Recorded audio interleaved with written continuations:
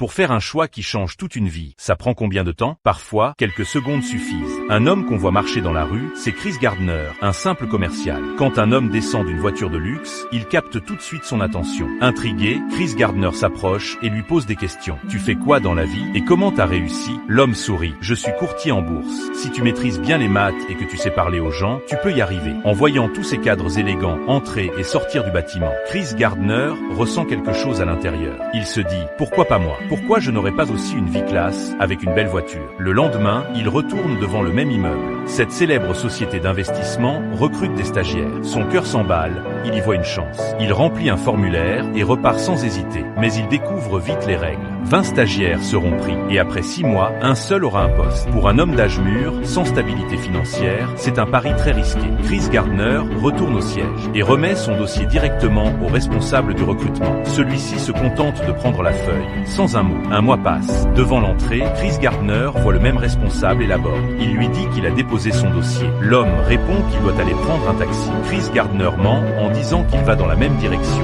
et monte dans le taxi avec lui. Dans la voiture, il essaie tant bien que mal de se présenter. Mais le responsable ne l'écoute pas. Il est concentré sur son Rubik's Cube. Alors Chris Gardner lui demande s'il peut essayer. L'homme rit, il ne croit pas une seconde qu'il réussira. Pourtant, juste avant que le responsable ne descende, Chris Gardner réussit à terminer les 6 faces du cube. Une preuve éclatante de son talent. Le soir même, Chris Gardner reçoit un appel. Il est accepté pour passer l'entretien. Le jour de l'entretien, Chris Gardner est dans un état lamentable. Mais il entre quand même avec confiance. Il serre la main de 4 cadres supérieurs, sous le regard gêné du responsable qui l'a recommandé. Chris Gardner explique honnêtement sa situation. Malgré leurs doutes au début, les recruteurs finissent conquis par son humour, sa sincérité et sa détermination. Il est pris, mais un problème se pose. Les 6 mois de formation ne sont pas rémunérés. On lui demande de réfléchir jusqu'au soir. Après mûre réflexion, il accepte. Il devient officiellement stagiaire. Dans un environnement ultra compétitif, chaque stagiaire reçoit un énorme carnet à étudier. Seuls ceux qui auront les meilleures notes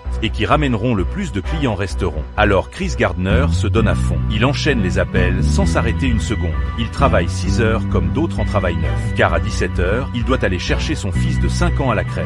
Dans la liste, il remarque un client très important, un certain Rubens. Il hésite, mais finit par l'appeler. Rubens lui fixe un rendez-vous dans 20 minutes. Chris Gardner court comme un fou, mais arrive trop tard. Un week-end, il décide d'aller chez Rubens avec son fils Christopher. Après une discussion, Rubens les emmène tous les deux voir un match de football, dans les meilleures places du stade. Rubens refuse ses propositions d'investissement, mais grâce à cette rencontre, Chris Gardner commence à se faire remarquer dans l'industrie. Malheureusement, il n'a plus aucune source de revenus. Sa vie devient très difficile, mais il refuse d'abandonner son stage non payé. Il travaille partout, dans la rue, en